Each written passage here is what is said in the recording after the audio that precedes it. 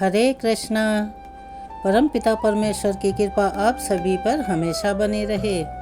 आज हम सुनने जा रहे हैं अधिक मास महात्म्य की कथा, अध्याय 10, 11 और 12। इससे पहले आपने हमारे चैनल पर अधिक मास के पिछले अध्यायों की कथा सुनी, उसके लिए आपका बहुत बहुत धन्यवाद। मेरे प्यारे भक्तों, आज की यह जो पावन और पवित्र कथा है, यह केवल एक व्रत की कथा ही नहीं है, बल्कि यह भगवान श्री हरि की उस असीम कृपा का वर्णन है जिसके द्वारा एक साधारण मनुष्य भी मोक्ष के मार्ग तक पहुंच जाता है। आज हम सुनेंगे निर्जला एकादशी की महिमा, उसका महत्व और वह अद्भुत प्रसंग जब महाबली भीमसेन ने महर्षि वेदव्यास से पूछा कि यदि कोई सभी एकादशियों का व्रत ना कर सके तो क्या उसके लिए मुक्ति का कोई मार्ग नहीं है।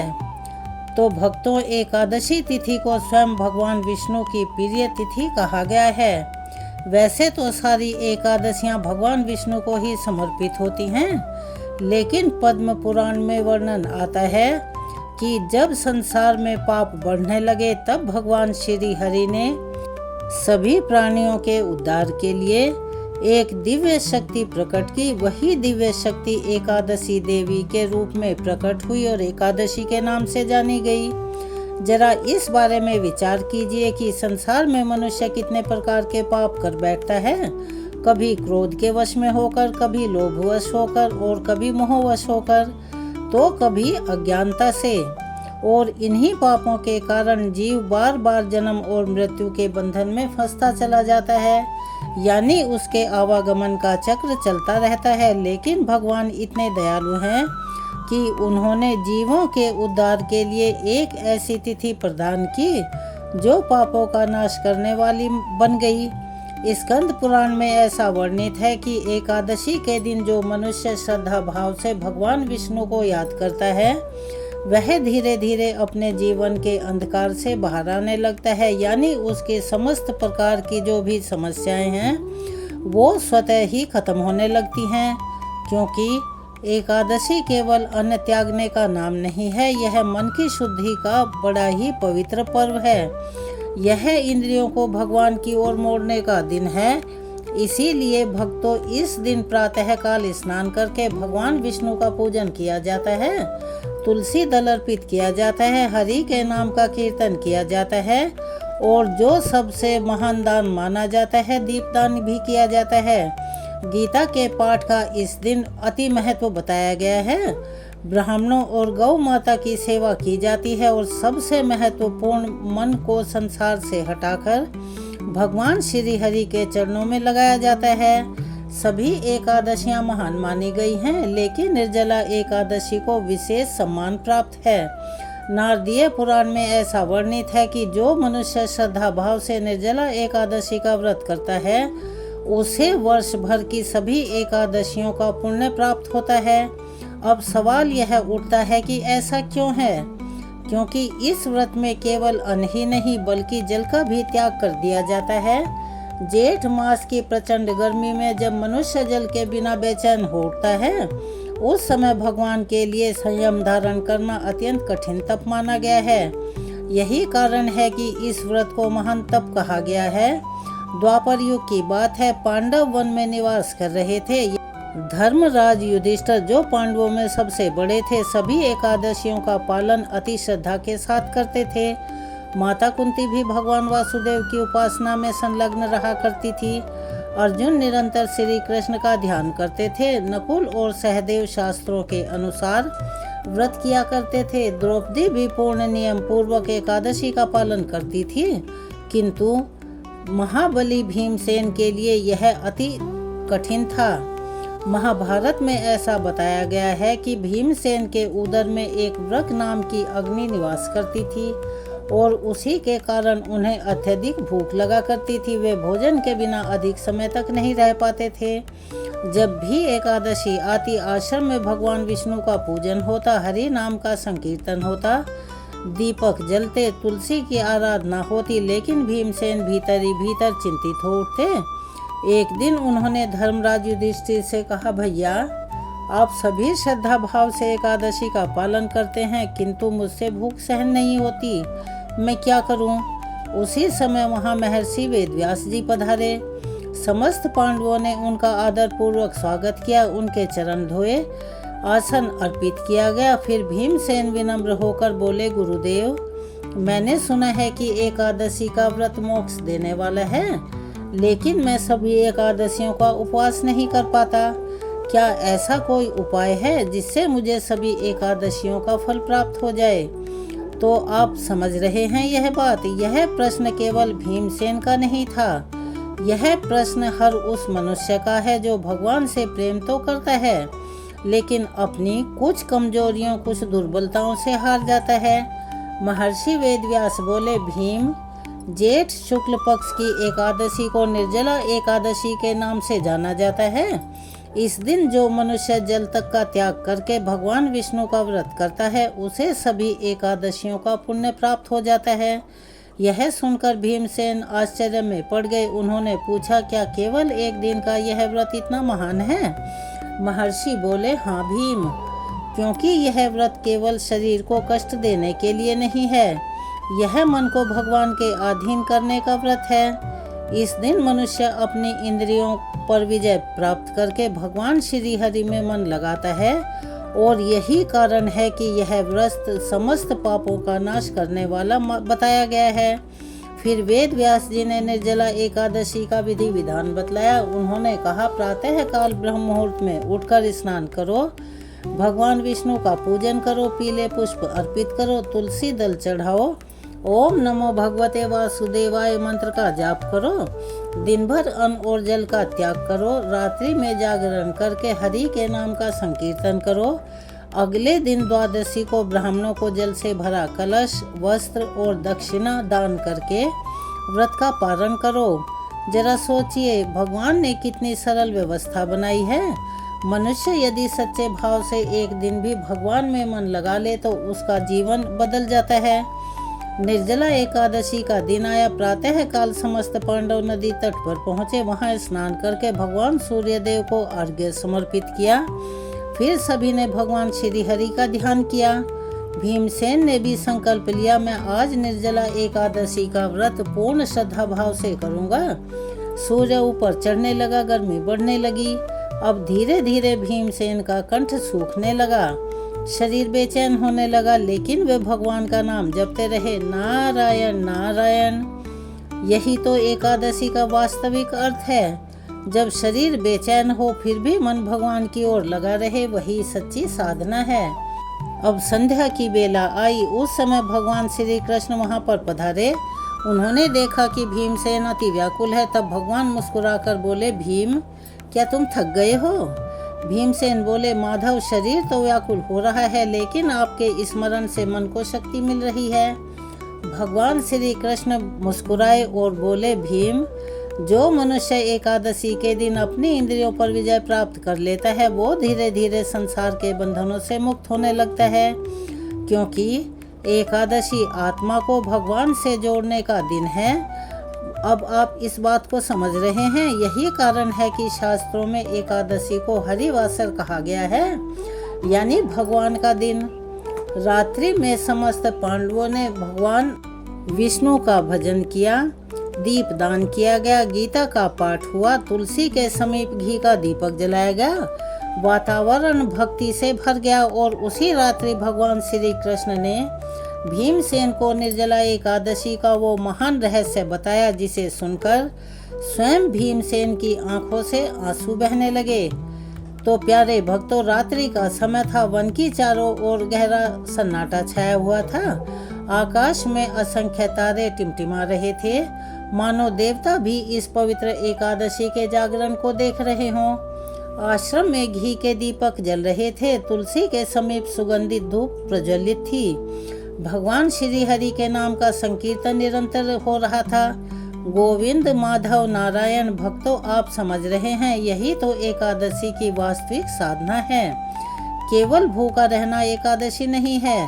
यदि मन संसार में भटकता रहे, केवल शरीर उपवास करे, तो वह पूर्ण फल नहीं देता। लेकिन जब मन, वचन और कर्म तीनों भगवान की ओर लग जाएं, तब एकादशी सिद्ध हो जाती है।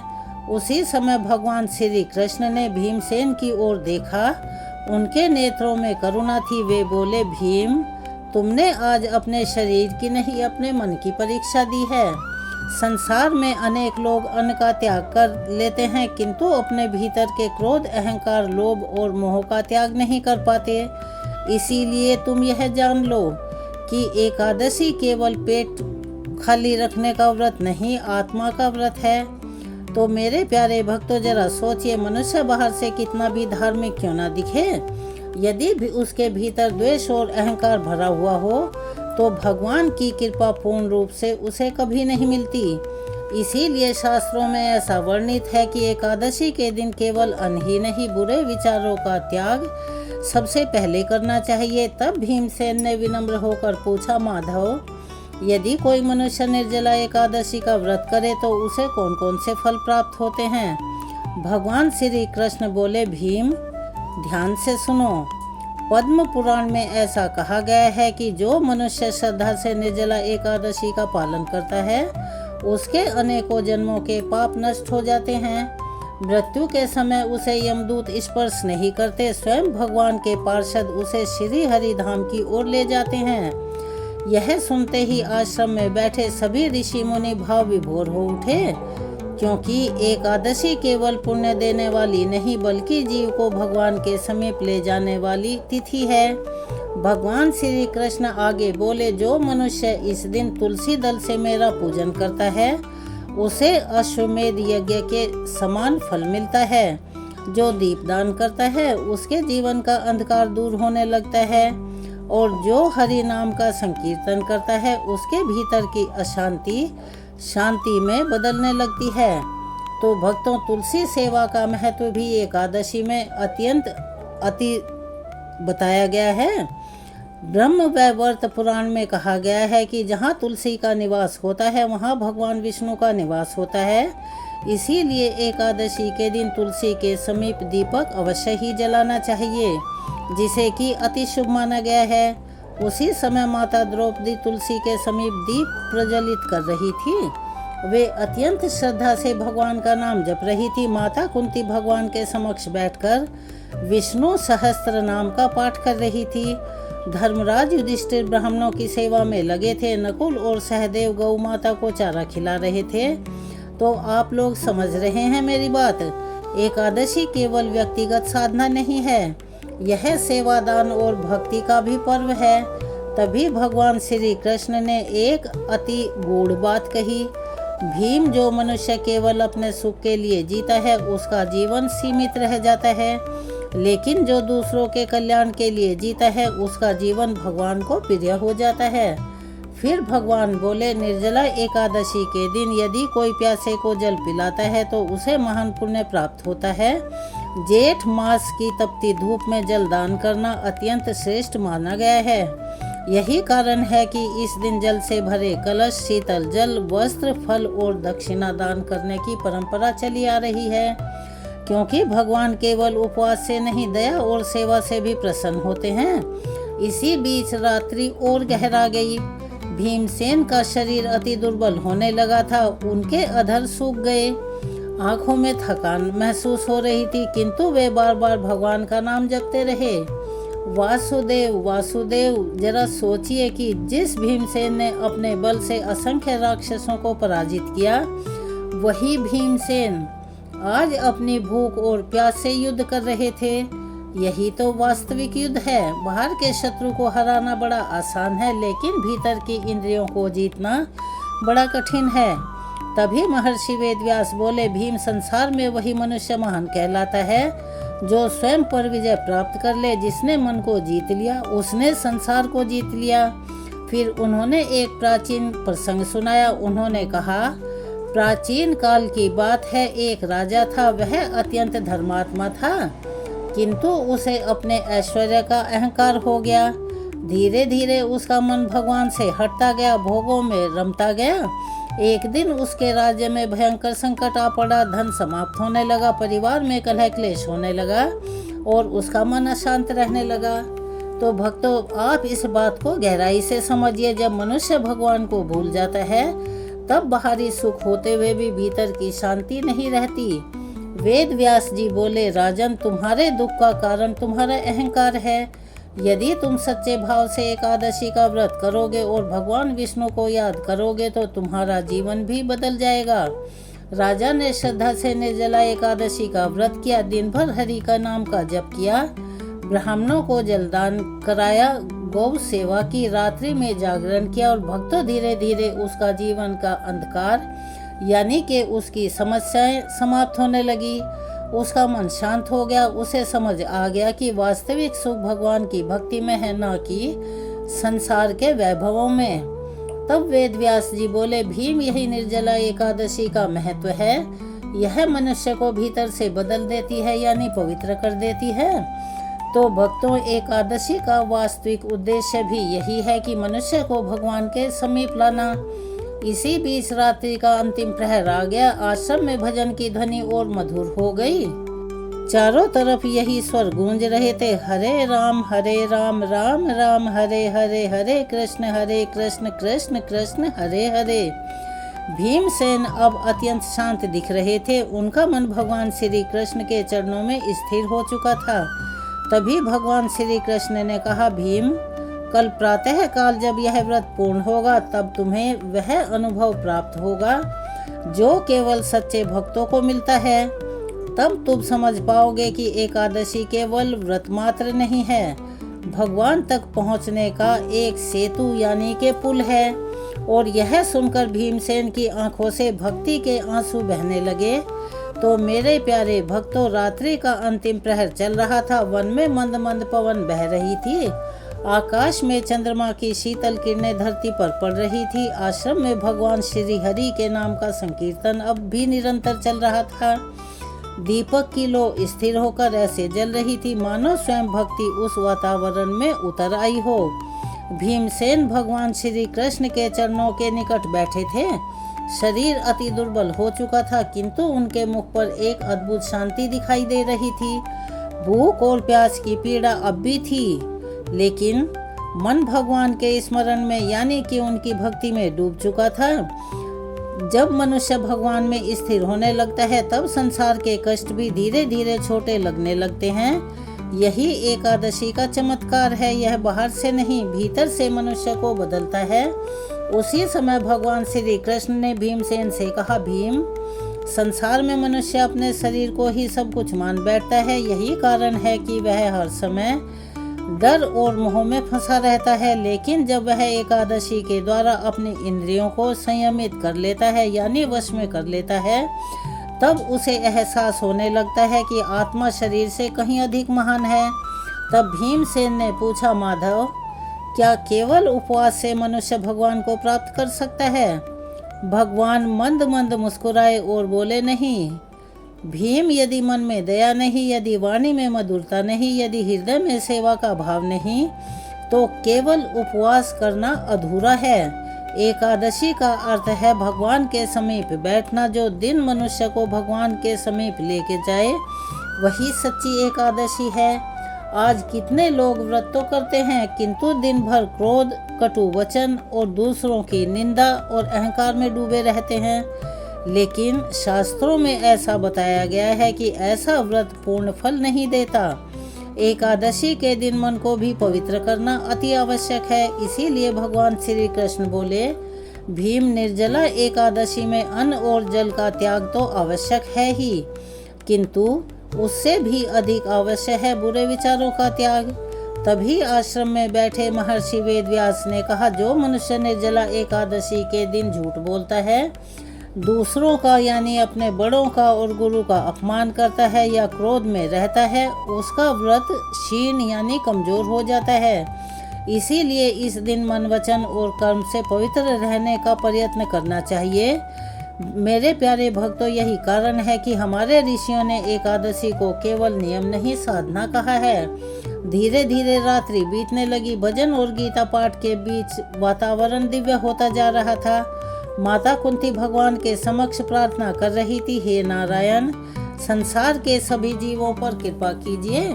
जो दुखी हैं उन्हें संयम धैर्य दीजिए, जो भटके हुए हैं उन्हें भक्ति का मार्ग दिखलाइए। तो एक सच्चे भक्त का हृदय केवल अपने लिए नहीं धड़कता, वह समस्त संसार के कल्याण की कामना करता है। उसी समय धर्मराज युधिष्ठिर ने भगवान श्री कृष्ण से पूछा, माधव, क्या निर्जला एकादशी का फल वास्तव में सभी एकादशियों के समान है? भगवान श्री कृष्ण बोले, धर्मराज, जो मनुष्य श्रद्धा और नियम पूर्वक इस व्रत का पालन करता है उसे वर्ष भर की एकादशियों का पुण्य तो प्राप्त होता ही है, क्योंकि जेठ के महीने की तीव्र गर्मी में जल त्याग करना अति कठिन तप है। लेकिन याद रहे, केवल शरीर को कष्ट देना पर्याप्त नहीं है। यदि मन भगवान में स्थिर ना हो तो व्रत अपूर्ण रह जाता है। भगवान भाव के भूखे हैं, उन्हें दिखावा नहीं चाहिए, सच्चा समर्पण चाहिए। फिर भगवान श्री कृष्ण ने एक अति प्राचीन प्रसंग सुनाया। उन्होंने कहा, सतयुग में एक ब्राह्मण था। वह बहुत निर्धन था, किंतु भगवान विष्णु का बड़ा महान भक्त था। उसके पास ना बड़े यज्ञ करने का सामर्थ्य था, ना विशाल दान देने की शक्ति थी, लेकिन वह प्रत्येक एकादशी को श्रद्धा भाव से भगवान का नाम जपता था। एक बार जेठ शुक्ल एकादशी आई। भीषण गर्मी पड़ रही थी, उसके घर में जल भी अति कम था। फिर भी उसने संकल्प लिया कि वह निर्जला एकादशी का व्रत करेगा। दिन भर वह भगवान का नाम जपता रहा। रात्रि में उसने जागरण किया। अगले दिन द्वादशी को उसने अपने पास रखा हुआ थोड़ा सा जल एक प्यासे साधु को अर्पित कर दिया। तो जरा सोचिए कि जिसके पास स्वयं बहुत कम हो फिर भी वह दूसरों को दे दे, यही सच्चा दान है। भगवान श्री कृष्ण बोले, उस ब्राह्मण की भक्ति से प्रसन्न होकर स्वयं भगवान विष्णु ने उसे दर्शन दिए, क्योंकि भगवान धन से नहीं भाव से प्रसन्न होते हैं। यह सुनकर भीमसेन की आंखें भर आई। उन्होंने कहा, माधव, आज मुझे समझ में आ रहा है कि एकादशी केवल शरीर का नियम नहीं, आत्मा का उत्सव यानी पर्व है। भगवान श्री कृष्ण मुस्कुराए। उन्होंने कहा, भीम, जो मनुष्य एकादशी के दिन हरि नाम का संकीर्तन करता है, गीता का पाठ करता है, तुलसी की सेवा करता है, दीप दान करता है और दूसरों के प्रति दया रखता है, उसका जीवन धीरे धीरे बदलने लगता है। और यही कारण है कि हमारे शास्त्रों में एकादशी को अत्यंत पवित्र माना गया है। तभी पूर्व दिशा में हल्का सा प्रकाश दिखाई देने लगा। प्रातः काल निकट था। पक्षियों का मधुर कलरव सुनाई देने लगा। वन में नई ऊर्जा फैलने लगी। भीमसेन ने पूरी रात्रि भगवान का स्मरण करते हुए बिताई थी। अब उनका मन अति निर्मल हो चुका था। प्रातः काल सभी पांडव नदी तट की ओर गए, वहां स्नान किया, सूर्य देव को अर्घ्य अर्पित किया, फिर भगवान विष्णु का पूजन किया। तुलसी दल अर्पित किए गए। ब्राह्मणों को जल से भरे कलश, वस्त्र और दक्षिणा दान में दी गई। गौ माता की सेवा की गई। तो निर्जला एकादशी में जलदान का विशेष महत्व बताया गया है, क्योंकि जल जीवन का आधार है। जो मनुष्य इस दिन जलदान करता है, भगवान उसके जीवन में कृपा की वर्षा करते हैं। तब महर्षि वेद व्यास बोले, भीम, अब द्वादशी का समय आ गया है, श्रद्धा से व्रत का पालन करो। भीमसेन ने भगवान श्री कृष्ण को याद किया, जल ग्रहण किया और भक्तों जैसे ही उन्होंने जल ग्रहण किया, उनके भीतर उन्हें अद्भुत शांति का अनुभव हुआ। उनका मन आनंद से भर उठा। ऐसा लगा मानो शरीर भीतर का अंधकार समाप्त हो गया हो। तभी भगवान श्री कृष्ण बोले, भीम, आज तुम्हारा यह व्रत संसार के असंख्य लोगों के लिए प्रेरणा बनेगा। जो मनुष्य श्रद्धा भाव से निर्जला एकादशी का पालन करेगा, उसे भगवान की विशेष कृपा प्राप्त होगी। यह सुनते ही समस्त आश्रम जय श्री हरि जय वासुदेव के दिव्य उद्घोष से गूंज उठा। समस्त आश्रम जय श्री हरि जय वासुदेव के दिव्य उद्घोष से गुंजायमान हो गया। प्रातः काल का वो पवित्र समय था। सूर्य देव की प्रथम किरणें वन के वृक्षों पर पड़ने लगी थी। मंद मंद बड़ी समीर बह रही थी। नदी का जल स्वर्ण के समान चमक रहा था। ऐसा लग रहा था मानो स्वयं देवगण भी इस पवित्र निर्जला एकादशी व्रत की महिमा के साक्षी बनने आए हों। भीमसेन भगवान श्री कृष्ण के चरणों में बैठे थे। उनके नेत्रों से अश्रुधारा बह रही थी, लेकिन वो दुख के आंसू नहीं थे, वो भक्ति और आत्मिक शांति के आंसू थे। मेरे प्यारे भक्तों, जरा सोचिए कि जिस भीमसेन को अपने बल का अभिमान था, आज वही भीमसेन भगवान के चरणों में पूर्ण समर्पित होकर बैठे थे। यही एकादशी का महत्व है। यह मनुष्य के भीतर छिपे हुए अहंकार को पिघलाकर उसे भगवान के निकट ले आती है। तभी महर्षि वेदव्यास बोले, भीम, आज तुमने केवल एक व्रत नहीं किया, तुमने संसार को यह सीख दी है कि यदि मनुष्य सच्चे भाव से भगवान की शरण में आ जाए तो उसकी सबसे बड़ी दुर्बलता भी उसकी साधना बन जाती है। आप इस बात को समझ रहे हैं? भगवान कभी यह नहीं देखते कि मनुष्य कितना शक्तिशाली है या उसके पास कितना धन है, वो सिर्फ ये देखते हैं कि उसके हृदय में भक्ति कितनी सच्ची है। तब धर्मराज युधिष्ठिर ने पूछा, गुरुदेव, क्या कलयुग में भी निर्जला एकादशी का प्रभाव इतना ही रहेगा? महर्षि वेदव्यास बोले, धर्मराज, कलयुग में तो यह व्रत और भी अधिक आवश्यक होगा, क्योंकि कलयुग का मनुष्य बाहर से तो सुखी दिखेगा किंतु उसके पास वैभव होगा, लेकिन अंदर से बड़ा अशांत रहेगा। उसके पास धन तो होगा, साधन होंगे, किंतु उसके मन में संतोष नहीं होगा। ऐसे समय में एकादशी मनुष्य को भगवान के निकट लाने वाला सबसे सरल साधना बनेगी। यही तो आज का सत्य है। मनुष्य दिन रात संसार की वस्तुएं जुटाने में लगा है, लेकिन शांति फिर भी नहीं मिलती, क्योंकि आत्मा की शांति केवल भगवान के स्मरण से ही मिलती है। महर्षि वेदव्यास बोले, निर्जला एकादशी मनुष्य को संयम सिखाती है। यह बताती है कि जीवन केवल भोग के लिए नहीं, मनुष्य का जन्म भगवान की भक्ति और आत्मा की शुद्धि के लिए हुआ है।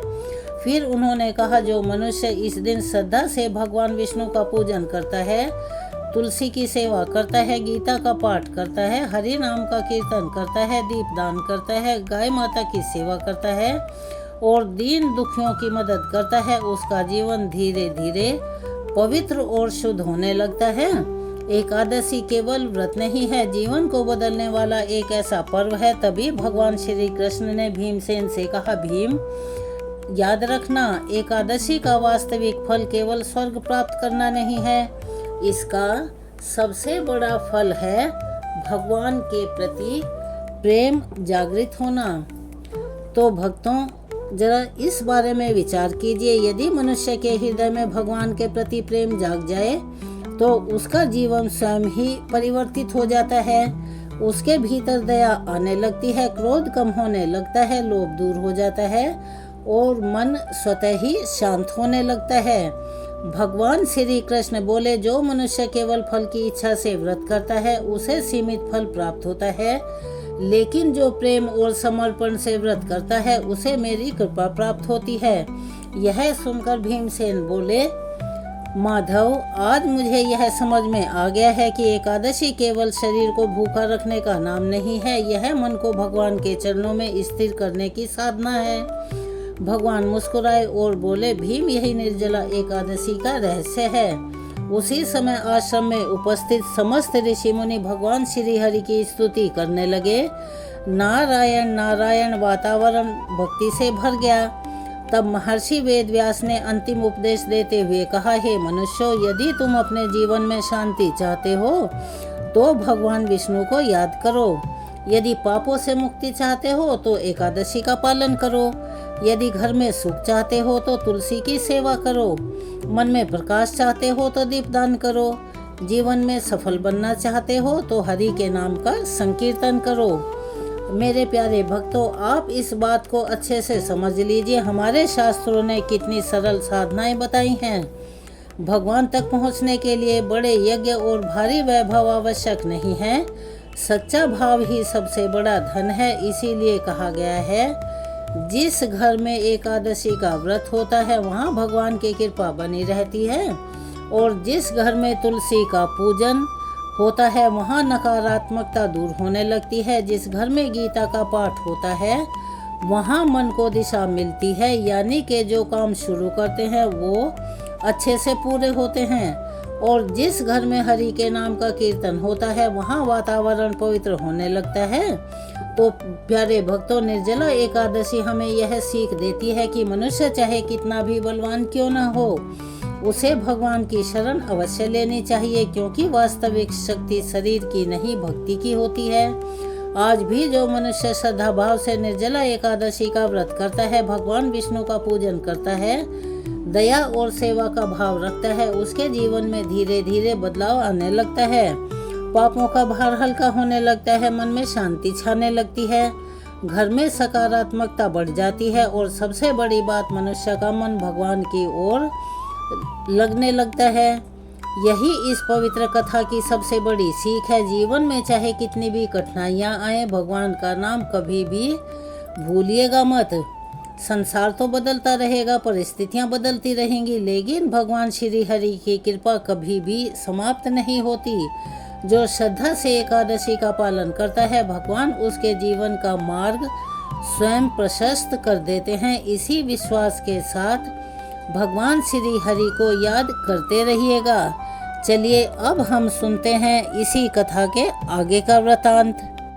आज का ये 11वां अध्याय शुरू होता है बैकुंठ धाम की यात्रा से, जहाँ क्षीर सागर के मध्य शेषनाग की दिव्य शैया पर भगवान श्री हरि विष्णु विराजित थे। माता लक्ष्मी उनके चरण दबा रही थी। चारों ओर दिव्य प्रकाश फैला हुआ था। सभी गंधर्व मधुर संकीर्तन कर रहे थे। ऋषिगण भगवान की स्तुति में संलग्न थे।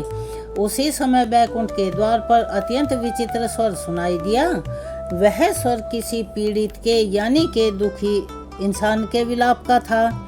ऐसा लग रहा था मानो कोई अपने जीवन का सारा दुख लेकर भगवान के द्वार पर आ गया हो। द्वारपाल जय और विजय ने बाहर जाकर देखा तो वे बड़े अचंभे में पड़ गए।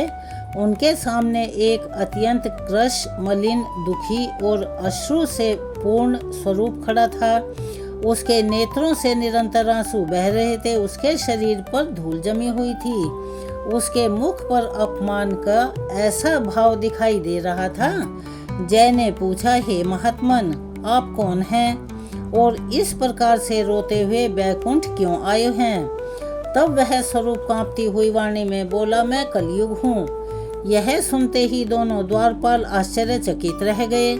कलयुग, जिसका नाम सुनते ही मनुष्य डर जाते हैं, जो अधर्म, पाप, कलह और मोह का प्रतीक माना जाता है, वही कलयुग आज भगवान के द्वार पर रो रहा था।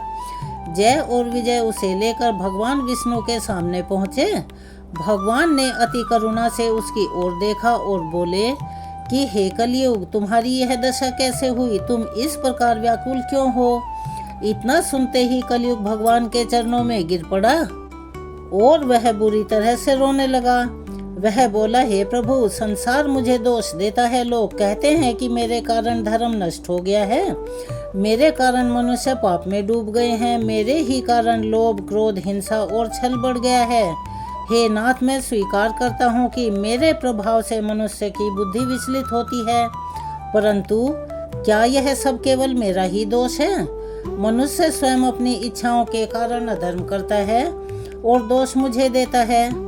तो मेरे प्यारे भक्तों, आप इस बात को समझ रहे हैं। कलयुग यहाँ अपने अस्तित्व की पीड़ा सुना रहा था। उसकी व्यथा केवल निंदा की ही नहीं थी, उसकी पीड़ा उस अकेलेपन की थी जहाँ पूरा संसार उसे घृणा भरी नफरत की दृष्टि से देखता था। कलयुग पुनः बोला, हे विष्णु, मेरी सबसे बड़ी पीड़ा अभी शेष है। भगवान ने पूछा, वह कौन सी पीड़ा है? कलयुग बोला, प्रभु, मेरे समय में आने वाला एक मास ऐसा है जिसे संसार ने सबसे अधिक तिरस्कृत कर दिया है। लोग उसे मलमास कहते हैं, जो कि सुनने में भी अच्छा नहीं लगता। कोई उसे शुभ नहीं मानता, कोई उसमें मांगलिक कार्य नहीं करता, कोई उसे सम्मान नहीं देता। हे प्रभु, यह मास निरंतर रोता रहता है। उसका कोई स्वामी नहीं, कोई देवता उसे अपना नहीं मानता। उसकी दशा मुझसे भी अधिक दयनीय है। इतना कहते ही कलयुग का गला भर आया। बैकुंठ सभा में मौन छा गया। भगवान विष्णु गंभीर हो गए। तब उन्होंने पूछा, वो मास कहाँ है? कलयुग बोला, प्रभु, वह आपके द्वार तक आने का साहस नहीं कर पा रहा। वह स्वयं को अत्यंत अपवित्र और त्यागने योग्य समझता है। भगवान विष्णु ने तुरंत आदेश दिया, उसे तुरंत यहाँ मेरे सामने लाया जाए। जरा सोच के देखो, जो भगवान गजेंद्र की पुकार सुनकर दौड़ पड़े, जो द्रौपदी की रक्षा के लिए वहाँ प्रकट हो गए, जो सुदामा के तंदुल मात्र देखकर भाव विभोर हो गए, वही भगवान आज एज तिरस्कृत मांस की पीड़ा सुनकर द्रवित हो उठे। कुछ ही क्षणों बाद वहां एक अत्यंत दीन स्वरूप उपस्थित हुआ। उसका शरीर कांप रहा था, उसके नेत्र झुके हुए थे। वह किसी अपराधी की भांति भगवान के सामने खड़ा था। अब भगवान विष्णु ने अति मधुर स्वर में पूछा कि तुम कौन हो? तब वो बोला, नहीं, रो पड़ा। वो बोला, प्रभु मैं वही अभागा मलमास हूँ जिसे कोई शुभ नहीं मानता, जिसे लोग अपवित्र कहते हैं, जिसके आने पर लोग डर जाते हैं। तो हे नाथ, मेरे कारण लोग अपने कार्य तक रोक देते हैं। मुझे देखकर लोग कहते हैं कि यह व्यर्थ का मांस है। मेरा कोई सम्मान नहीं, मेरा कोई अधिपति भी नहीं है, मैं अनाथ हूँ प्रभु। इतना कहते ही वह फूट फूट कर रोने लगा। उस समय बैकुंठ का वातावरण भी करुणामयी हो गया। माता लक्ष्मी की आंखें भी नम उठी। देवगण मौन हो गए, क्योंकि आज वे उस पीड़ा को देख रहे थे जो उपेक्षा से जन्म लेती है। भगवान विष्णु ने उसे अपने पास बुलाया और कहा, हे मास, तुम दुखी मत हो। जो संसार से तिरस्कृत होता है वह मेरा सबसे निकटतम होता है। जिसे कोई आश्रय नहीं देता उसे मैं अपना आश्रय देता हूँ। प्यारे भक्तों, यही भगवान की करुणा और दया है। दुनिया जिसको ठुकरा देती है, भगवान उसे अपने हृदय में स्थान देते हैं। मलमास रोते हुए बोला, प्रभु यदि आप मुझ पर कृपा करना चाहते हैं तो मुझे भी कोई पहचान दे दीजिए। मुझे भी ऐसा स्थान दीजिए जिससे लोग मुझसे घृणा की दृष्टि से ना देखें। तब भगवान विष्णु मुस्कुराए। उन्होंने कहा, आज से तुम केवल मलमास नहीं रहोगे। आज से मैं तुम्हें अपना नाम देता हूँ। तुम पुरुषोत्तम मास कहलाओगे। यह सुनते ही समस्त बैकुंठ में दिव्य प्रकाश फैल गया। देवताओं ने पुष्प वर्षा शुरू कर दी।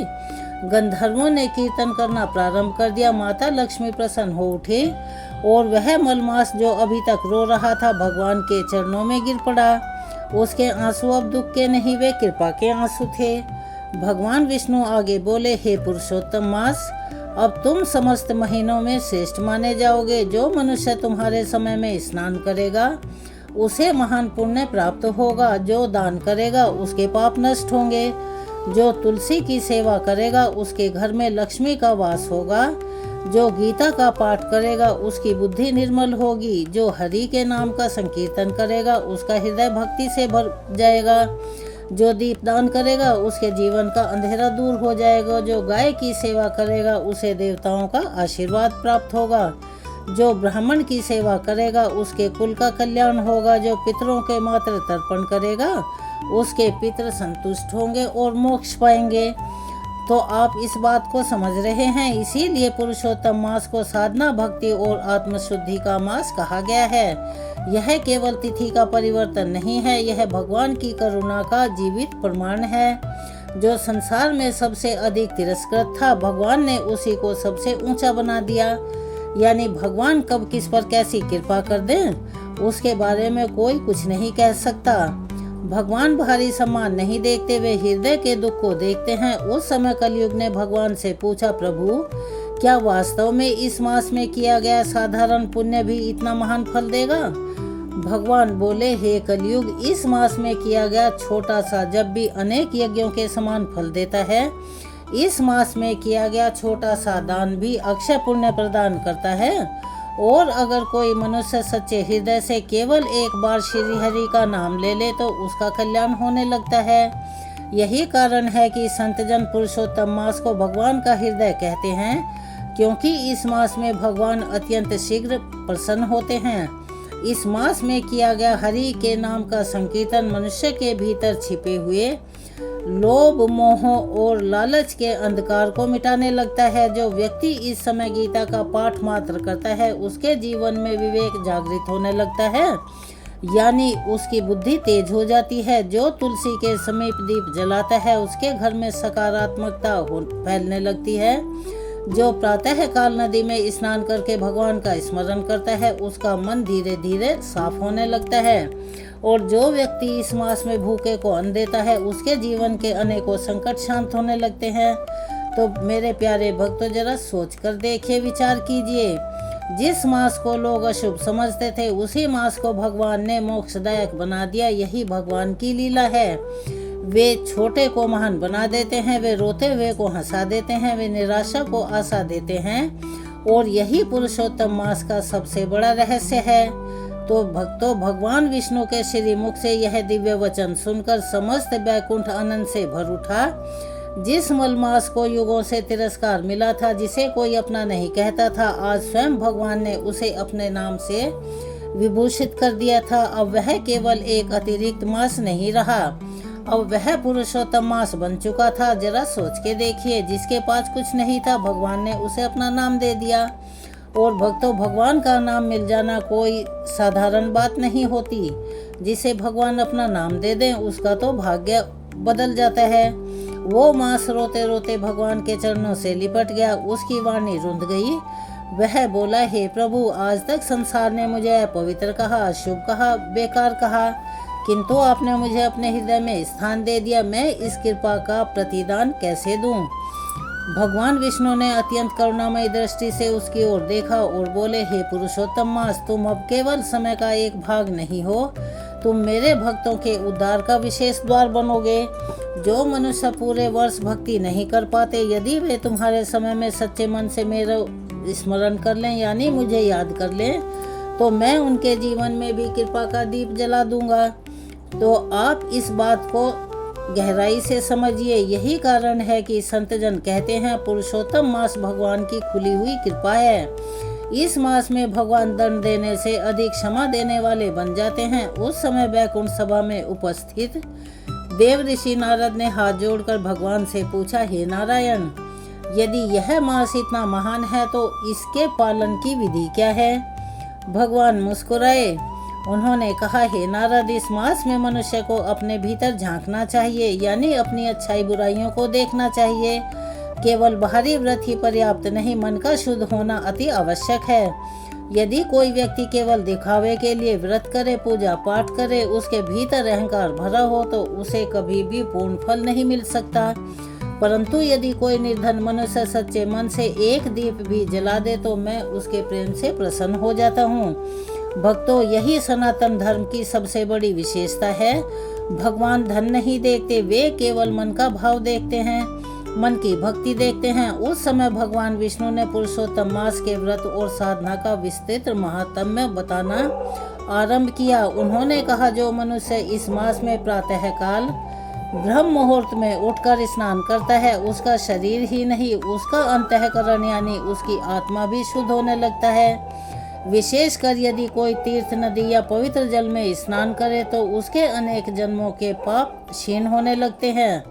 तो मेरे प्यारे भक्तों, स्कंद पुराण में ऐसा वर्णित है कि पुरुषोत्तम मास में किया गया प्रातः स्नान मनुष्य के भीतर सोई हुई सात्विकता को जगा देता है, क्योंकि यह मास केवल शरीर की तपस्या मात्र नहीं है, आत्मा की जागृति का समय है। भगवान आगे बोले, हे नारद, इस मास में जो मनुष्य तुलसी के पौधे की सेवा करता है, मेरे धाम की प्राप्ति उसे सरलता से हो जाती है। जो प्रतिदिन तुलसी के समीप दीप प्रज्वलित करता है, उसके घर से दरिद्रता धीरे धीरे दूर होने लगती है। और जो तुलसी को जल अर्पित करते हुए मेरा नाम जपता है, उसका मन स्थिर होने लगता है। तो भक्तों, इसीलिए हमारे ऋषि मुनियों ने तुलसी को केवल एक पौधा नहीं माना, उसे भगवान की प्रिय स्वरूपा कहा गया है।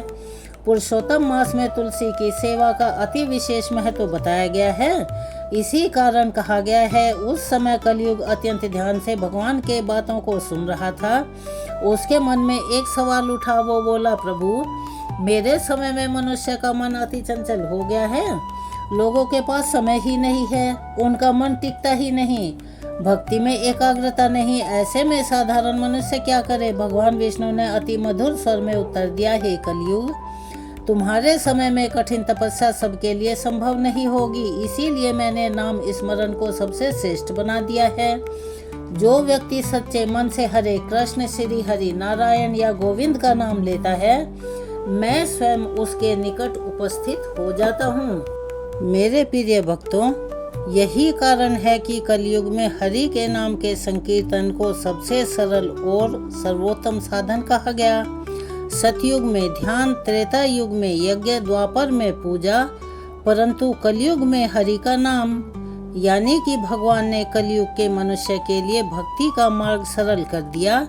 भगवान आगे बोले, जो मनुष्य पुरुषोत्तम मास में गीता का पाठ मात्र करता है उसके जीवन में विवेक का प्रकाश यानी कि उसकी बुद्धि निर्मल होने लगती है, क्योंकि गीता केवल ग्रंथ नहीं है, मेरे हृदय का ज्ञान है। जो इसे श्रद्धा से पढ़ता है, सुनता है या दूसरों को सुनाता है, धीरे धीरे वह मोह से मुक्त होने लगता है। तो जरा सोचकर देखिए, आज संसार में अशांति क्यों बढ़ रही है? क्योंकि मनुष्य बाहर की उपभोग की वस्तुओं को तो पढ़ रहा है, लेकिन अपने भीतर को नहीं पढ़ रहा। गीता मनुष्य को भीतर से बदलती है, वह केवल शब्द मात्र नहीं है, एक सरल जीवन का मार्ग है। इसीलिए पुरुषोत्तम मास में गीता पाठ को विशेष पुण्यदायी बताया गया है। तब देवऋषि नारद ने पुनः प्रश्न किया, हे प्रभु, यदि कोई अत्यंत पापी हो जिसने जीवन में अनेक अधर्म किए हों, क्या उसे भी इस मास का फल मिल सकता है? भगवान विष्णु नारद की बात सुनकर मुस्कुराए, बोले, यदि पापी के लिए मेरे द्वार बंद हो जाएं, तो फिर मेरी करुणा का अर्थ ही क्या बचा? पुरुषोत्तम मास विशेष रूप से उन लोगों के लिए ही है जो अपने जीवन से थक चुके हैं, भीतर से टूट चुके हैं, जो अपने पापों के कारण आत्मग्लानि में डूब चुके हैं। यदि वे भी सच्चे पश्चाताप के साथ मेरी शरण में आ जाएं, तो मैं उन्हें भी स्वीकार करता हूँ। आप इस बात को बहुत ही सच्चाई और गहराई से समझिएगा। भगवान का हृदय कितना विशाल है। मनुष्य एक गलती पर संबंध तोड़ देता है, परंतु भगवान हजार भूलों के बाद भी अपने द्वार बंद नहीं करते। इसीलिए संत जन कहते हैं, भगवान न्याय से अधिक कृपा करने वाले हैं। उस समय पुरुषोत्तम मास भगवान के वचन सुनकर भाव विवल हो उठा। उसने कहा, प्रभु, यदि आपकी आज्ञा हो तो मैं भी एक वर मांगना चाहता हूँ। भगवान बोले, मांगो। पुरुषोत्तम मास बोला, हे नाथ, जो भी मनुष्य मेरे समय में सच्चे मन से भक्ति करे, उसके जीवन में कभी आध्यात्मिक दरिद्रता न आए, उसका मन धीरे धीरे आपकी ओर आकर्षित होने लगे। भगवान प्रसन्न हो गए। उन्होंने कहा, तथास्तु। जो भी पुरुषोत्तम मास में श्रद्धा से व्रत, जप, दान, दीपदान, गौ सेवा, ब्राह्मण सेवा और हरि का नाम लेगा, उसके जीवन में भक्ति का बीज अवश्य अंकुरित होगा। तो यही कारण है कि यह मास केवल पुण्य कमाने का समय नहीं, अपने जीवन को बदलने का स्वर्णिम अवसर है। इस मास में मनुष्य यदि थोड़ा भी प्रयत्न करें तो भगवान उसकी ओर 100 कदम बढ़ाते हैं। तब भगवान विष्णु ने अत्यंत गहरा रहस्य बताया। उन्होंने कहा, हे देवगण, संसार में जो सबसे अधिक उपेक्षित होता है उसमें अहंकार सबसे कम होता है, और जहाँ अहंकार नहीं होता वहाँ मेरी कृपा शीघ्र मिलती है। जरा सोचिए, मलमास को संसार ने तुच्छ समझा, परंतु उसी तिरस्कार ने उसे भगवान के सबसे समीप पहुंचा दिया। यानी कि कभी कभी जीवन का अपमान भी मनुष्य को भगवान तक पहुंचा देता है। जो व्यक्ति अपने दुख में भी भगवान को नहीं भूलता, भगवान अंततः उसका हाथ पकड़ लेते हैं। उस समय बैकुंठ में उपस्थित महर्षियों ने भगवान की स्तुति करनी प्रारंभ कर दी। हे पुरुषोत्तम प्रभु, आपकी करुणा अनंत है। आप पतितों के उद्धार करने वाले हैं, आप दीनों के आश्रय हैं, आप ही संसार के पालन करते हैं। पूरी बैकुंठ सभा नारायण नारायण के दिव्य स्वर से गुंजायमान हो उठी। उस समय भगवान विष्णु ने कलयुग की ओर देखकर अति गंभीर स्वर में कहा, हे कलयुग, यद्यपि तुम्हारे समय में अधर्म बढ़ेगा, परंतु मैं अपने भक्तों को कभी अकेला नहीं छोड़ूंगा। पुरुषोत्तम मास उनके लिए विशेष आश्रय बनेगा। जो इस मास में सच्चे मन से मेरी शरण लेगा, मैं उसके जीवन में अदृश्य रूप से मार्ग बनाऊंगा। यही कारण है कि अनेक संत महात्मा और भक्त पुरुषोत्तम मास की प्रतीक्षा करते हैं, क्योंकि यह मास केवल कैलेंडर का भाग नहीं, यह भगवान की जीवित कृपा है। और अगर कोई मनुष्य इस समय अपने भीतर झांक ले, यानी कि अपनी बुराइयों को पहचान ले, सच्चे मन से भगवान से जुड़ जाए, तो उसका जीवन वास्तव में बदल सकता है। भगवान विष्णु के इन अमृतमयी वचनों को सुनकर कलयुग का भीतर भीतर से कांप उठा। जिस कलयुग को संसार के एवं अधर्म का प्रतीक मानता था, आज वही कलयुग भगवान की करुणा का ऐसा स्वरूप देख रहा था जिसे देखकर उसके नेत्रों से अश्रुधारा अविरल बहने लगी। उसने हाथ जोड़कर कहा, हे प्रभु, अब मैं यह समझ पाया कि आपकी शरण में आने वाला कभी निराश नहीं लौटता। जिस मलमास को संसार ने ठुकरा दिया था, आपने उसी को अपने नाम से महान बना दिया। आप वास्तव में दीन बंधु हैं, पतित पावन हैं। भगवान विष्णु मंद मंद मुस्कुराने लगे। उन्होंने कहा, हे कलयुग, मेरा यही स्वभाव है। जो अभिमान से भरा होता है वह मुझसे दूर हो जाता है, परंतु जो टूट जाता है, रोता हुआ मेरे पास आता है, मैं उसे अपने हृदय में स्थान देता हूँ। मनुष्य संसार में सम्मान पाने के लिए कितना संघर्ष करता है, परंतु भगवान के निकट वही पहुँचता है जिसके भीतर विनम्रता होती है। अहंकार मनुष्य का सबसे बड़ा शत्रु है और संसार के निकट ले जाता है, और विनम्रता भगवान के निकट। तब देव ऋषि नारद ने भगवान से पूछा, हे प्रभु, आपने पुरुषोत्तम मास को इतना महान बना दिया, परंतु पृथ्वी पर मनुष्य इस मास में कौन कौन से कार्य करके आपका विशेष आशीर्वाद प्राप्त कर सकता है? तब भगवान बोले, नारद, जो मनुष्य पुरुषोत्तम मास में अपने आहार, व्यवहार और विचार को शुद्ध करता है, वह मेरा सबसे निकट हो जाता है।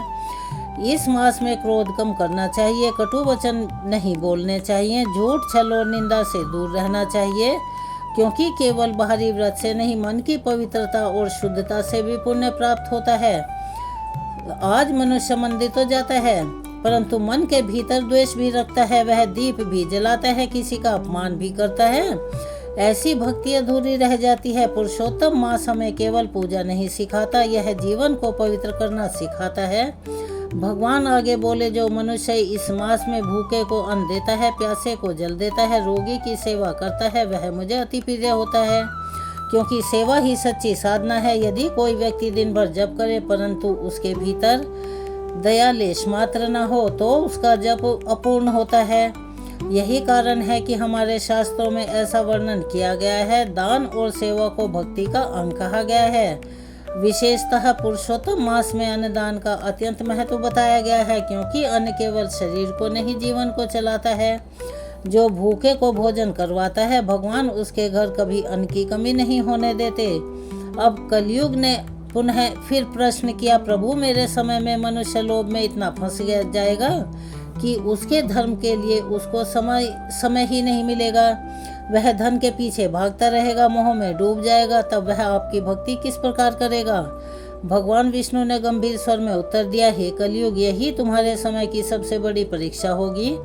मनुष्य बाहर की संपत्ति तो बहुत इकट्ठा करेगा, परंतु भीतर से खाली होता जाएगा।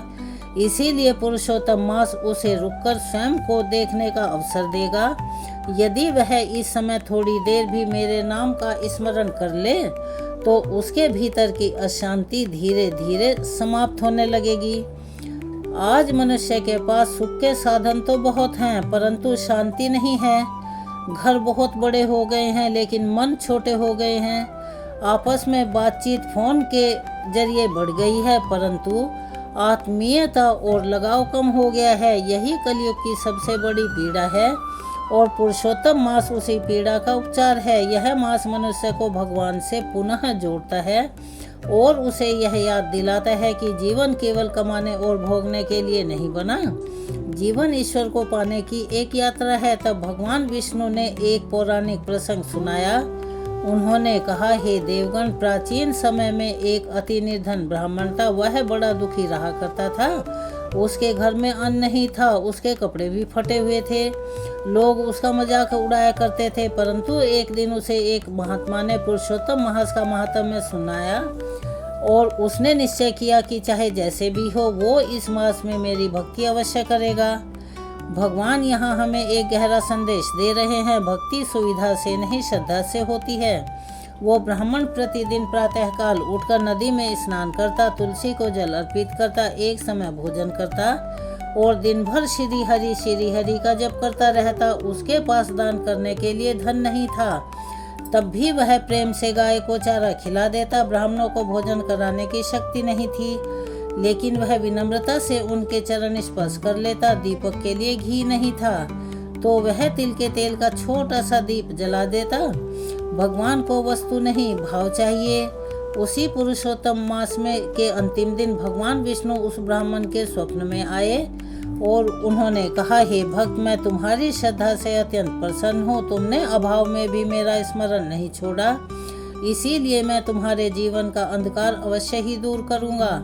और ऐसा बताया जाता है कि धीरे धीरे उस ब्राह्मण के जीवन के दुख समाप्त होने लगे, उसके घर में अन्न आने लगा, उसे सबसे सम्मान मिलने लगा। परंतु सबसे बड़ी बात यह हुई कि उसका मन भगवान की भक्ति में ऐसा स्थिर हो गया था कि वह पुरुषोत्तम मास का वास्तविक फल चखना चाहता था। केवल धन प्राप्त होना ही कृपा नहीं, भगवान में मन लग जाना सबसे बड़ी कृपा है। तब देवऋषि नारद ने पूछा, हे प्रभु, यदि कोई व्यक्ति नियम पूर्वक व्रत न कर पाए तो वह क्या आपके कृपा का पात्र नहीं बनेगा? भगवान बोले, हे नारद, मैं नियम से अधिक भावना को देखता हूँ। यदि कोई रोगी है, वृद्ध है या परिस्थितियों के कारण कठोर व्रत नहीं कर सकता तो वह केवल सच्चे मन से मेरा नाम ले ले, गीता का मात्र एक श्लोक ही पढ़ ले, तुलसी को प्रणाम कर ले, अगर संभव है तो दीप जला दे, नहीं तो हाथ जोड़ ले, किसी भूखे को जल पिला दे, क्योंकि उसमें तो ज़्यादा पैसा नहीं लगता, उसे भी महान पुण्य की प्राप्ति होगी। सनातन धर्म कठोरता नहीं सिखाता, वह करुणा सिखाता है। भगवान असंभव नियम नहीं देते, वे प्रेम मांगते हैं। तभी तो श्री कृष्ण ने गीता में कहा है, पत्रम पुष्पम फलम तोयम, अर्थात प्रेम से अर्पित किया गया छोटा सा पुष्प भी भगवान स्वीकार कर लेते हैं। उस समय पुरुषोत्तम मास अत्यंत विनम्र होकर बोला, प्रभु, अब मेरी एक और प्रार्थना है। भगवान ने कहा, कहो।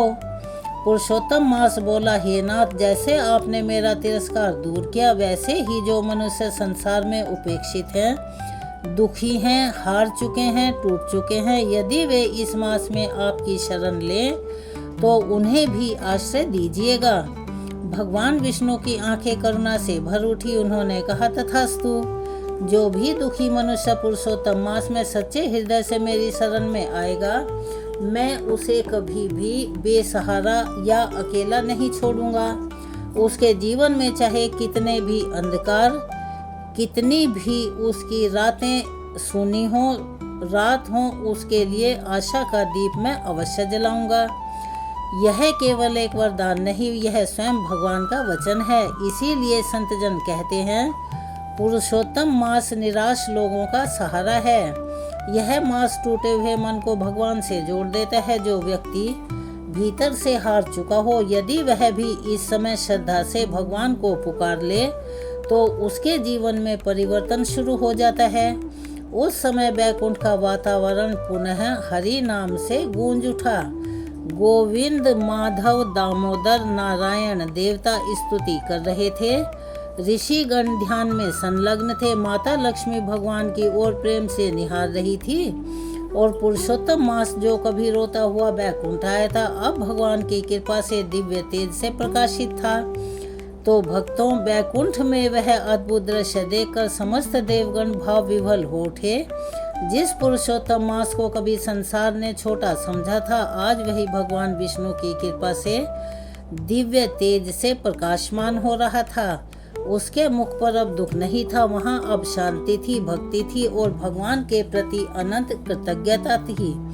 तब भगवान विष्णु ने समस्त देवताओं, ऋषियों और कलयुग की ओर देखकर अति गंभीर वाणी में कहा, हे देवगणों, याद रखो, संसार प्रायः बाहरी रूप देखकर निर्णय करता है, परंतु मैं हृदय के भाव देखकर निर्णय करता हूँ। जिसे संसार अयोग्य समझे वह भी मेरी कृपा का अधिकारी हो सकता है। जो अंधकार में, अहंकार में डूब जाए, वह सब कुछ पाकर भी मुझसे दूर हो जाता है।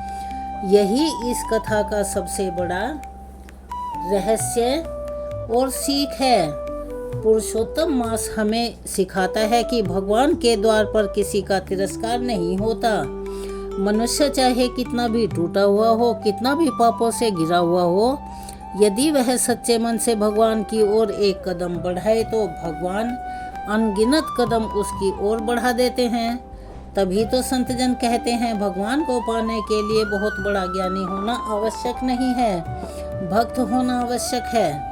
उस समय देवऋषि नारद ने वीणा उठाई और मधुर स्वर में भगवान का कीर्तन करने लगे, नारायण नारायण।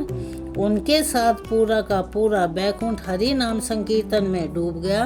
भक्तों, हरि नाम की यही महिमा है। जहाँ भगवान का नाम गूंजता है, वहाँ धीरे धीरे मन का अहंकार और सारी पीड़ाएं समाप्त होने लगती हैं।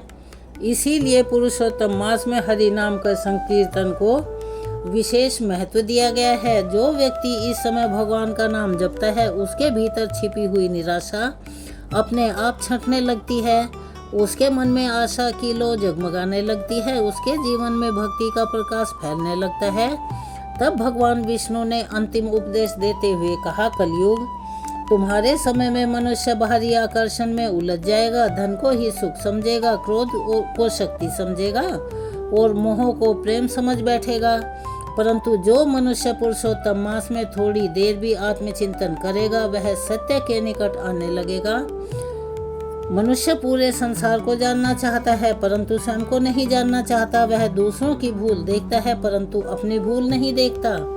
पुरुषोत्तम मास मनुष्य को भीतर झांकना सिखाता है। यह मास कहता है, थोड़ी देर संसार से हटो, भगवान से जुड़ो, थोड़ी देर लोभ से हटो, भक्ति में बैठो, थोड़ी देर शिकायत छोड़ो और प्रभु का धन्यवाद करो, क्योंकि जिसने भगवान का धन्यवाद करना सीख लिया उसके जीवन में शांति आने लगती है। इस पवित्र मास में यदि संभव हो तो प्रतिदिन प्रातः स्नान अवश्य करें, भगवान को याद करें, तुलसी के पास दीपक जलाएं, गीता का पाठ करें, पूरा नहीं कर सकते तो एक श्लोक ही पढ़ें, हरि नाम जपें, गाय की सेवा करें, ब्राह्मणों और जरूरतमंदों की सहायता करें, पितरों के निमित्त तर्पण करें और सबसे जो महत्वपूर्ण बात है अपने व्यवहार को मधुर बनाएं।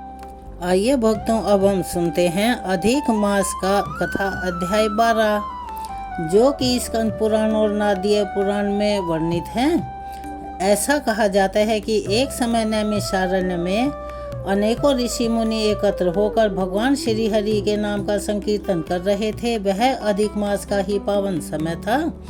चारों ओर वेद मंत्रों की ध्वनि गूंज रही थी, अग्नि में हवन की सुगंध फैल रही थी। पवित्र सरोवरों में स्नान कर सभी ब्राह्मण जन वेद पाठ कर रहे थे। उसी समय महर्षि शौनक ने अत्यंत गंभीर स्वर में सूत जी से कहा, हे महान ज्ञानी सूत जी, आप त्रिकालदर्शी हैं, आपने अनेक युगों का इतिहास देखा है। आप हमें यह बताइए कि आने वाले कलयुग में धर्म की स्थिति क्या रहेगी, मनुष्य का आचरण कैसा होगा और उस भयावह समय में जीवों का कल्याण किस प्रकार से होगा।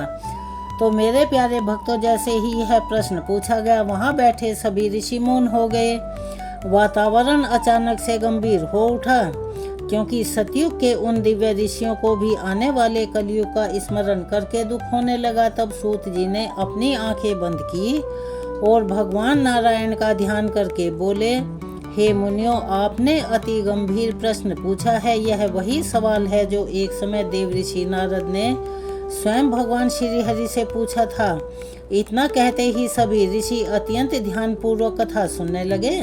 सूत जी बोले, एक समय देव ऋषि नारद समस्त लोकों का भ्रमण करते हुए पृथ्वी पर जा पहुँचे। वहाँ उन्होंने देखा कि धर्म धीरे धीरे क्षीण हो रहा है, मनुष्य के मन में लोभ बढ़ रहा है, लोग सत्य को छोड़कर असत्य की ओर जा रहे हैं। यह वही कलयुग की शुरुआत थी जिसके विषय में ऋषियों ने पहले ही भविष्यवाणी कर रखी थी। नारदीय पुराण में वर्णन आता है कि देव ऋषि नारद यह सब देखकर अति व्याकुल हो उठे। उन्होंने देखा कि पुत्र अपने माता पिता का आदर नहीं कर रहा, भाई से जलन कर रहा है, द्वेष कर रहा है, मित्रता केवल स्वार्थ तक सीमित हो जाएगी, विवाह केवल शरीर का संबंध बनकर रह जाएगा, धर्म केवल दिखावा बन जाएगा।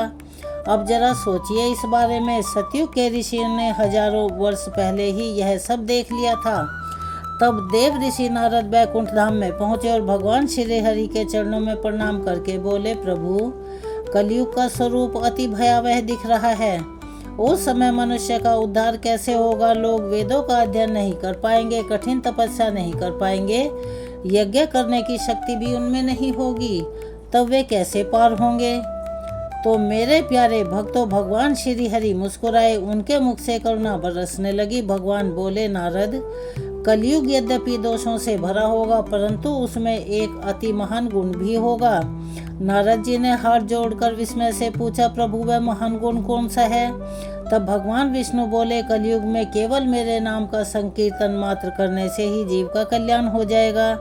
जैसे ही भगवान ने यह कहा, देवऋषि नारद की आंखों से आंसू बहने लगे। भगवान बोले, सतयुग में हजारों वर्षों की तपस्या से जो फल मिलता था, त्रेता युग में बड़े बड़े यज्ञों से जो फल प्राप्त होता था, द्वापर में विशाल पूजाओं से जो फल मिलता था, वही फल कलयुग में हरि नाम संकीर्तन से मिल जाएगा। तो कहने का मतलब यह है कि अधिक मास में हरि के नाम का संकीर्तन जितना भी संभव हो उतना करें। इसीलिए इसका इतना महत्व बताया गया है। जो व्यक्ति पुरुषोत्तम मास में हरे राम राम राम हरे हरे, हरे कृष्ण कृष्ण कृष्ण हरे हरे का मात्र जप करता है, उसके सातों जन्मों के यानी के अनगिनत जन्मों के पाप अपने आप ही नष्ट हो जाते हैं। तभी वहां उपस्थित महर्षि अत्रि बोले, हे सूत जी, क्या वास्तव में कलयुग इतना भयानक होगा? सूत जी बोले, मुनिवर, भविष्य पुराण में स्पष्ट वर्णन आता है कि कलयुग में धर्म एक पैर पर खड़ा रह जाएगा। जरा सोचिए, सत्य, दया, तप और शौच धर्म के यह 4 स्तंभ बताए गए हैं, परंतु कलयुग में 3 स्तंभ टूट जाएंगे और केवल नाम मात्र का धर्म शेष रहेगा। सूत जी आगे बोले कि कलयुग में मनुष्य धन के पीछे इतना भागेगा कि उसे भगवान को याद करने का समय ही नहीं मिल पाएगा। लोग गाय की सेवा को भूल जाएंगे, ब्राह्मण सेवा का आदर कम हो जाएगा, पितरों का तर्पण करने वाले बहुत कम रह जाएंगे। यह सुनकर सभी ऋषियों की आंखें भर आई। तब महर्षि वशिष्ठ बोले, हे सूत जी, जब पृथ्वी पर इतना अधर्म बढ़ जाएगा तब क्या भगवान जीवों पर कृपा नहीं करेंगे? सूत जी बोले, हे मुनियों, भगवान की करुणा कभी समाप्त नहीं होती। इसी कारण भगवान ने अधिक मास को अपना स्वरूप बनाया। आप समझ रहे हैं, जिस समय मनुष्य कठिन साधनाएं नहीं कर पाएगा, उस समय पुरुषोत्तम मास उसके लिए मुक्ति का द्वार बन जाएगा। इस स्कंद पुराण में वर्णित है कि जो मनुष्य अधिक मास में प्रातःकाल स्नान करता है, तुलसी को मात्र जल अर्पित करता है, दीप का दान करता है, गौ माता को भोजन करवाता है और हरि नाम का जप करता है, भगवान स्वयं उसके घर में निवास करते हैं। तब महर्षि भारद्वाज ने पूछा, हे सूत जी, क्या केवल नाम जप से ही जीव के पाप नष्ट हो जाते हैं? सूत जी बोले, हे ऋषिवर, नाम से बढ़कर इस संसार में कुछ भी नहीं है। जैसा कि बहुत बार कहा जा चुका है, बहुत कथाओं में भी आता है, राम से बड़ा राम का नाम, तो उसका अभिप्राय यह ही होता है। फिर उन्होंने एक प्राचीन प्रसंग सुनाना शुरू किया। उन्होंने कहा कि सतयुग के अंत के समय हिमालय के समीप एक महान आश्रम था, जहाँ अनेक ऋषि निवास करते थे।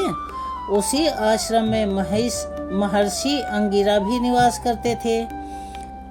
एक दिन की बात है, सभी ऋषि अग्नि के समीप बैठे हुए थे, आने वाले कलयुग की चर्चा कर रहे थे। महर्षि पुलस्त्य बोले, मैं देख रहा हूँ कि कलयुग में मनुष्य अपने ही स्वार्थ में अंधा हो जाएगा। महर्षि भृगु बोले, मैं भी देख रहा हूँ कि लोग धर्म का व्यापार करेंगे। महर्षि कश्यप बोले, मैं देख रहा हूँ कि लोग भोजन में अशुद्धि करेंगे यानी मिलावट करेंगे, वाणी में कटुता लाएंगे और माता पिता का अपमान करेंगे। यह सुनकर वहाँ बैठे एक युवा शिष्य ने पूछा, गुरुदेव, यदि सब कुछ इतना भयानक होगा तो क्या कोई जीव बच नहीं पाएगा? तब महर्षि अंगिरा ने कहा, अत्यंत करुणा के साथ कहा कि पुत्र, भगवान श्री हरि अपने भक्तों को कभी नहीं छोड़ते। महर्षि अंगिरा आगे बोले, कलयुग में एक समय ऐसा आएगा जब केवल हरि नाम ही जीवों की नौका बनेगा। जो व्यक्ति सच्चे मन से श्री कृष्ण का नाम लेगा, भगवान स्वयं उसका हाथ पकड़ लेंगे। जरा सोचिए, ऋषियों ने हजारों वर्ष पहले ही हरे नाम की महिमा बता दी थी। तभी महर्षि अत्रि ने कहा, जो मनुष्य अधिक मास में गीता का पाठ मात्र करेगा, उसका मन और चित्त धीरे धीरे निर्मल होने लगेगा। महर्षि वशिष्ठ बोले, जो तुलसी की सेवा करेगा, उसके घर में लक्ष्मी स्थिर होंगी। महर्षि कश्यप बोले, जो गौ माता की सेवा करेगा, उसके कुल का कल्याण होगा। और महर्षि भृगु बोले, जो दीपदान करेगा, उसके जीवन का अंधेरा दूर होगा। उस समय सभी ऋषियों ने मिलकर एक स्वर में कहा, कलयुग में जो जीव पुरुषोत्तम मास का आदर करेगा, भगवान विष्णु स्वयं उसका उद्धार करेंगे। इतना कहते कहते सूत जी का गला भर आया। उन्होंने कहा, हे मुनियों, मैं साफ साफ देख रहा हूँ कि कलयुग में मनुष्य दुखों से घिर जाएगा, परंतु जो हरि नाम का आश्रय लेगा वह कभी नष्ट नहीं होगा। तब सभी ऋषियों ने एक साथ भगवान श्री हरि के नाम का संकीर्तन शुरू कर दिया। पूरा नैमिषारण्य नारायण नारायण की ध्वनि से गुंजायमान हो उठा और उसी पवित्र वातावरण में सूत जी आगे की दिव्य कथा सुनाने लगे। नैमिषारण्य की वह पवित्र भूमि भगवान श्री हरि के नाम से गूंज रही थी। सभी ऋषि मुनियों के नेत्रों में भक्ति के आंसू थे। अग्नि की लो आकाश की ओर उठ रही थी, मानो स्वयं देवता भी उस दिव्य सभा को सुन रहे हों। सूत जी ने अत्यंत गंभीर स्वर में आगे कहना शुरू किया, हे मुनियों, जब सतयुग के ऋषि ने कलयुग का ध्यान किया तब उन्होंने केवल अधर्म ही नहीं बल्कि भगवान की करुणा का महासागर भी देखा। जहाँ एक ओर कलयुग में पाप बढ़ेगा, वहीं दूसरी ओर भगवान श्री हरि अपने नाम के माध्यम से जीवों को सरल मुक्ति का मार्ग दिखाई देंगे।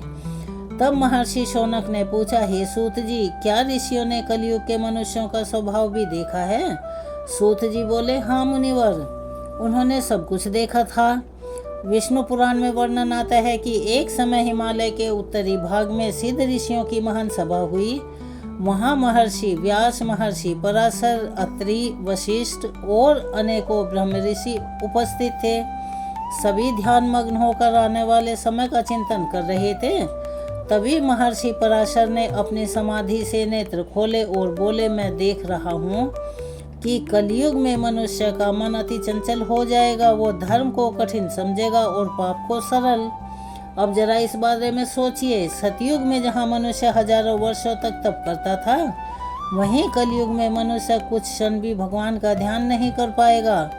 तब महर्षि व्यास बोले, कलयुग में लोग अपने शरीर को सजाने में तो समय लगाएंगे पर आत्मा को शुद्ध करने का प्रयत्न नहीं करेंगे। तो मेरे प्यारे भक्तों, यह सुनकर सभी ऋषि बड़े दुखी हो गए। महर्षि अत्रि बोले, मैं देख रहा हूँ कि लोग धर्म की बातें तो करेंगे परंतु उनके हृदय में करुणा नहीं होगी। महर्षि वशिष्ठ बोले, गृहस्थ अपने माता पिता को बोझ समझेंगे। महर्षि पुलस्त्य बोले, दान केवल दिखावे के लिए होगा। महर्षि कश्यप बोले, ब्राह्मण वेदों का अध्ययन छोड़कर केवल धन कमाने में लग जाएंगे। और अगर आप ध्यान से देखें तो पुराणों में वर्णित यही संकेत आज भी दिखते हैं। तभी वहां उपस्थित एक युवा तपस्वी ने कांपते हुए सर में पूछा, गुरुदेव, यदि कलयुग में मनुष्य इतना पतित हो जाएगा तो क्या पृथ्वी पर धर्म समाप्त नहीं हो जाएगा? महर्षि व्यास मुस्कुराए और बोले, नहीं पुत्र, धर्म कभी समाप्त नहीं होता। जब जब अंधकार बढ़ता है तब तब भगवान अपनी कृपा का दीपक प्रज्वलित करते हैं। फिर महर्षि व्यास ने एक अति अद्भुत प्रसंग सुनाया। उन्होंने कहा, एक समय देव ऋषि नारद पुनः भगवान विष्णु के पास पहुँचे। उनके मन में कलयुग के जीवों के प्रति अति दया भरी हुई थी। नारद जी बोले, हे प्रभु, मैं पृथ्वी लोक पर गया था, वहाँ मनुष्य मोह में फंसते जा रहे हैं। कोई धन के पीछे भाग रहा है, कोई क्रोध में जल रहा है, कोई लोभ में अंधा हो गया। ऐसे जीवों का उद्धार भला किस प्रकार होगा? भगवान श्री हरि ने अति करुणा से उत्तर दिया, हे नारद, कलयुग में मेरा नाम ही सबसे बड़ा तीर्थ होगा। भगवान ने आगे कहा, जो मनुष्य अधिक मास में श्रद्धा से मेरा नाम लेगा वो मेरे हृदय में स्थान पाएगा। चाहे वह निर्धन हो, चाहे पापों से घिरा हो, यदि वह सच्चे मन से नारायण कह देगा तो मैं उसके निकट पहुंच जाऊंगा। जरा इस बारे में सोचिएगा, भगवान कितने दयालु हैं। सतयुग में जहाँ को घोर तपस्या करनी पड़ती थी, वहीं कलयुग में केवल प्रेम से लिया गया हरि नाम भी जीव का कल्याण कर सकता है। तभी महर्षि शौनक ने पूछा, हे सूत जी, अधिक मास में हरि नाम का प्रभाव इतना अधिक क्यों होता है? सूत जी बोले, क्योंकि यह मास स्वयं पुरुषोत्तम भगवान का स्वरूप है। स्कंद पुराण में वर्णित है कि जब सभी मासों ने भगवान विष्णु के सामने अपनी अपनी महिमा कही, तब अधिक मास अति उदास होकर खड़ा रहा। किसी ने उसे स्वीकार नहीं किया था। सभी उसे मलमास कहकर तिरस्कार करते थे। जिसे संसार छोटा समझता है, भगवान उसी को अपने दिल से लगा लेते हैं, हृदय से लगा लेते हैं। तब भगवान श्री हरि ने अधिक मास को अपने सीने से लगाया और कहा, आज से तुम मेरे नाम से जाने जाओगे। तुम पुरुषोत्तम मास कहलाओगे। जो इस मास में भक्ति करेगा, मैं स्वयं उसके पाप नष्ट करूँगा। यानी कि भगवान ने स्वयं इस मास को अपनी करुणा का द्वार बना दिया। तभी महर्षि भृगु बोले, हे सूत जी, कलयुग में मनुष्य इतने पाप करेगा तो क्या केवल व्रत और जप पर्याप्त होंगे? सूत जी बोले, हे ऋषिवर, यदि व्रत के साथ हृदय में भक्ति हो तो भगवान तुरंत प्रसन्न हो जाते हैं। लेकिन वह ब्राह्मण नहीं माना। समय बीतता गया, उसका मन अशांत रहने लगा, घर में क्लेश बढ़ने लगा, धन होते हुए भी सुख नहीं रहा। तभी एक दिन अधिक मास का आरंभ हुआ। उसकी वृद्ध माता ने कहा, पुत्र, कम से कम इस पवित्र मास में तुलसी के सामने दीपक तो जला दो। माता की करुणा देखकर उसके हृदय में हल्का परिवर्तन हुआ। उसने संध्या समय तुलसी के समीप दीपक जलाया। भगवान की कृपा कितनी अद्भुत होती है। केवल एक छोटा सा दीपदान भी जीव के भीतर परिवर्तन का बीज बो देता है। धीरे धीरे वह ब्राह्मण प्रतिदिन दीप जलाने लगा, फिर हरि नाम सुनने लगा, फिर गीता का पाठ करने लगा और एक दिन उसकी आंखों से आंसू बहने लगे। वह रोते हुए बोला, हे प्रभु, मैं कितना मूर्ख था, मैंने आपके नाम का अपमान किया। तभी एक संत ने उससे कहा, देखो ब्राह्मण, यही कलयुग का सबसे बड़ा रहस्य है। यहाँ जीव चाहे कितना भी गिरा हुआ क्यों न हो, यदि वह सच्चे मन से भगवान की ओर लौट आए तो पुरुषोत्तम भगवान उसे स्वीकार कर लेते हैं। जरा विचार कीजिए, यह कथा केवल उस ब्राह्मण की नहीं, हम सब की है। कई बार मनुष्य संसार में इतना उलझ जाता है कि उसे भगवान का याद ही नहीं रहता, परंतु अधिक मास जीव को पुनः भगवान के चरणों तक ले आता है। तभी महर्षि अत्रि बोले, कलयुग में मनुष्य की आयु छोटी होगी, मन कमजोर होगा, परंतु भगवान की कृपा अत्यंत शीघ्र प्राप्त होगी। महर्षि वशिष्ठ बोले, जो मनुष्य अधिक मास में प्रातः काल स्नान करके सूर्य को जल देगा, उसके जीवन में नकारात्मकता धीरे धीरे दूर होने लगेगी। महर्षि वशिष्ठ बोले, जो ब्राह्मणों को भोज कराएगा, गाय माता की सेवा करेगा, पितरों के निमित्त तर्पण करेगा, उसके कुल में सुख और शांति आएगी। फिर सभी ऋषियों ने एक स्वर में कहा, हरि नाम से बढ़कर कोई साधन नहीं। तब पूरा आश्रम पुनः हरे कृष्ण की ध्वनि से गूंज उठा और उसी दिव्य वातावरण में सूत जी आगे की रहस्यमयी पौराणिक कथा सुनाने लगे।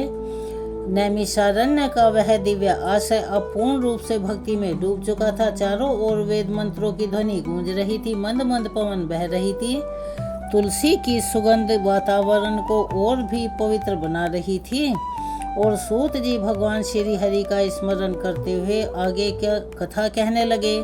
उन्होंने कहा, हे मुनियों, सतयुग में ऋषियों ने केवल कलयुग के अधर्म को ही नहीं देखा था, बल्कि उन्होंने यह भी देखा था कि कलयुग का मनुष्य भीतर से अत्यंत अकेला और दुखी होगा।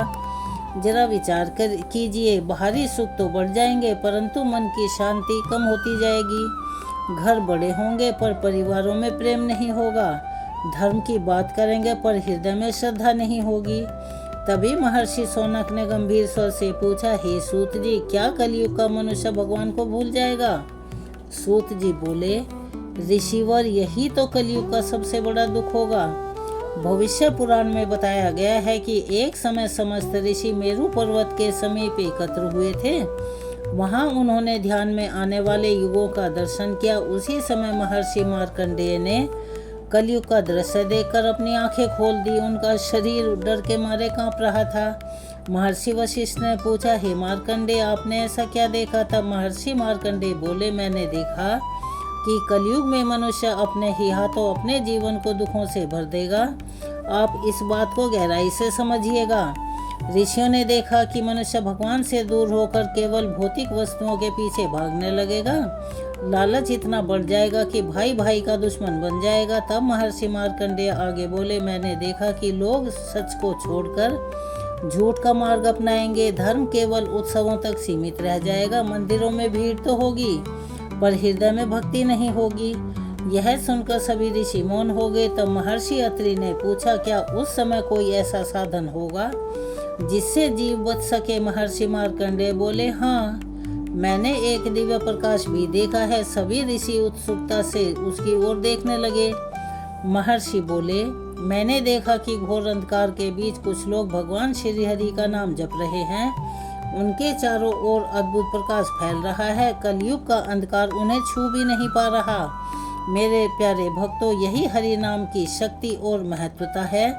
जो व्यक्ति सच्चे मन से भगवान का स्मरण करता है, संसार का अंधकार और बुराइयां उसका कुछ भी नहीं बिगाड़ सकते। तब सूत जी बोले, हे मुनियों, यही कारण है कि अधिक मास में हरि नाम का संकीर्तन को सबसे श्रेष्ठ बताया गया है। नारदीय पुराण में स्पष्ट रूप से कहा गया है कि अधिक मास में किया गया एक बार का हरि नाम जप भी अनेकों जन्मों के पापों को जला डालने की क्षमता रखता है।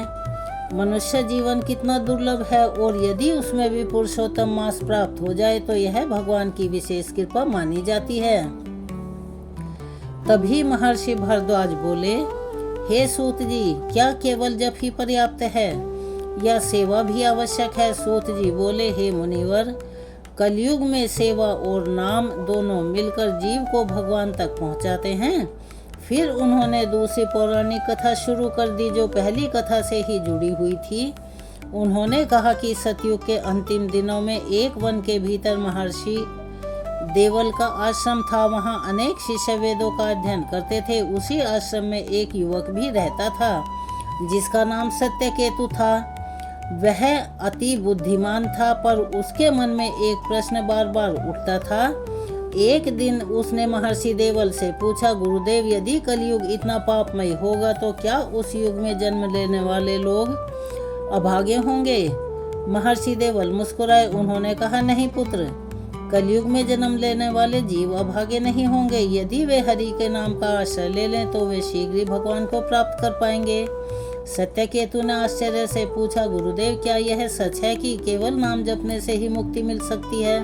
महर्षि बोले, हाँ पुत्र, क्योंकि कलयुग में भगवान अपने नाम में ही निवास करेंगे। फिर महर्षि देवल ने उसे एक रहस्य बताया।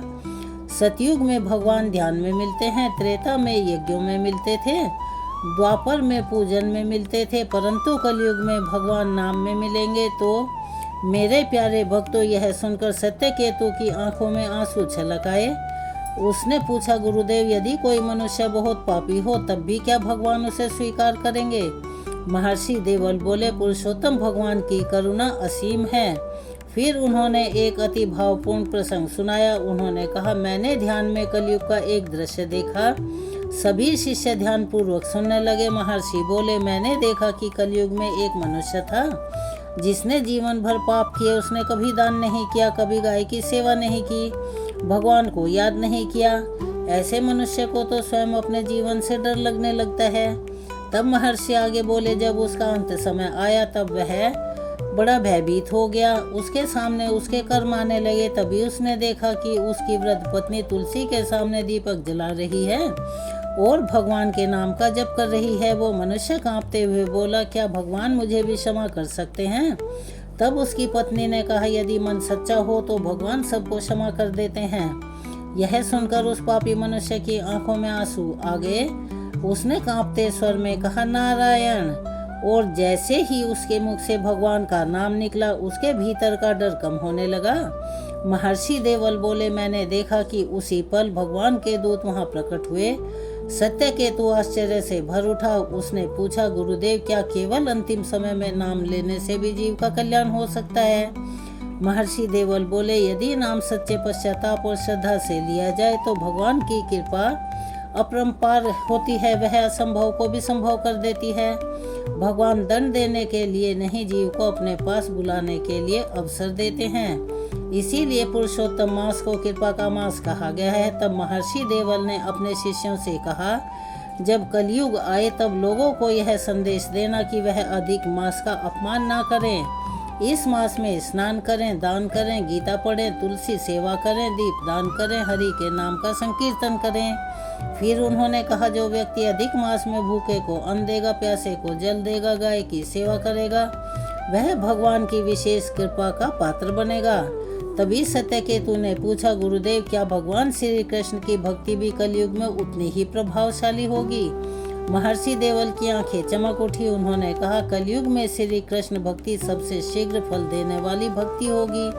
उन्होंने आगे कहा, जब जब मनुष्य दुखों से टूट जाएगा, जब उसे संसार में कहीं शांति नहीं मिलेगी, तब यदि वह एक बार भी सच्चे मन से राधे कृष्ण कह देगा, भगवान उसके हृदय में प्रवेश कर जाएंगे।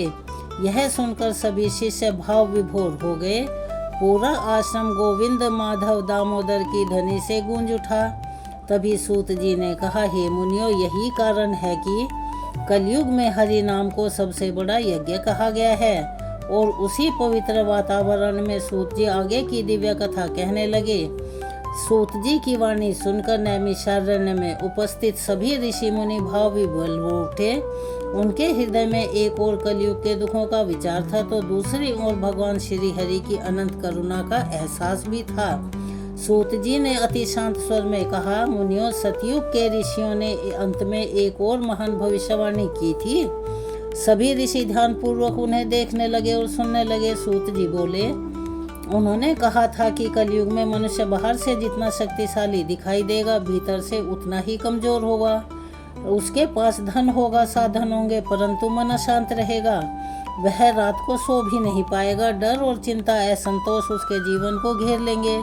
जरा सोचिए, जब मनुष्य भगवान से दूर हो जाता है तब संसार की कोई वस्तु उसे सच्चा सुख नहीं दे सकती।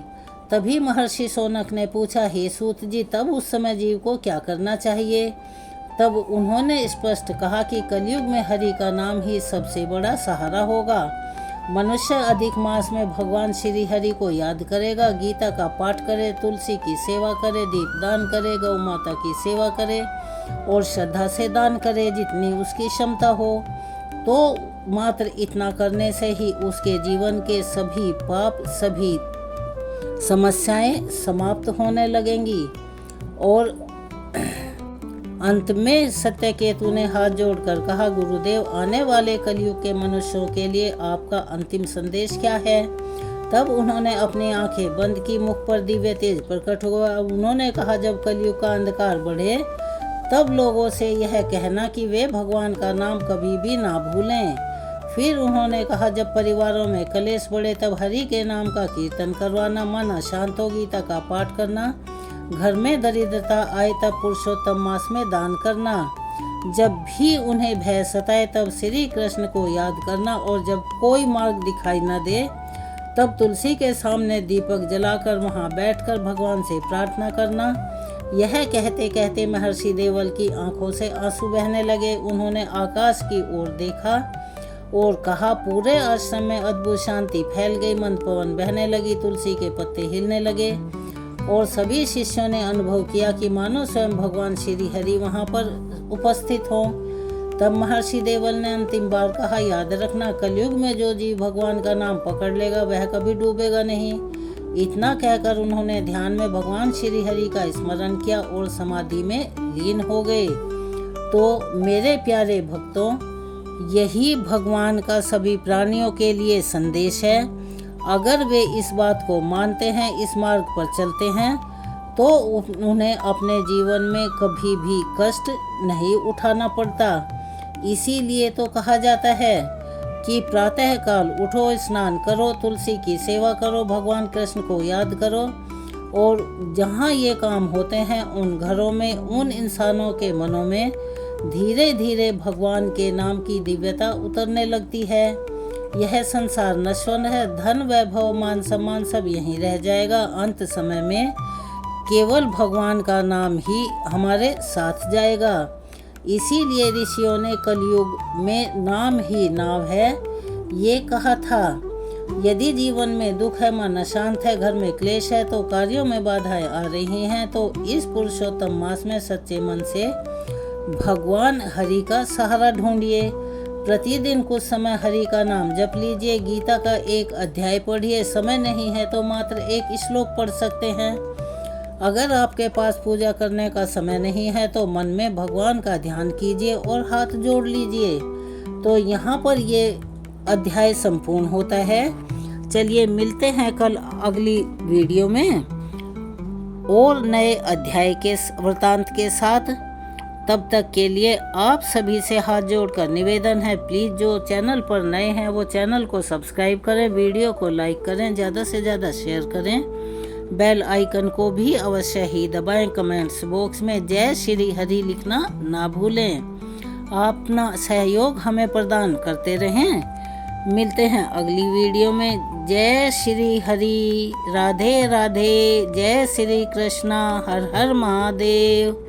धन्यवाद।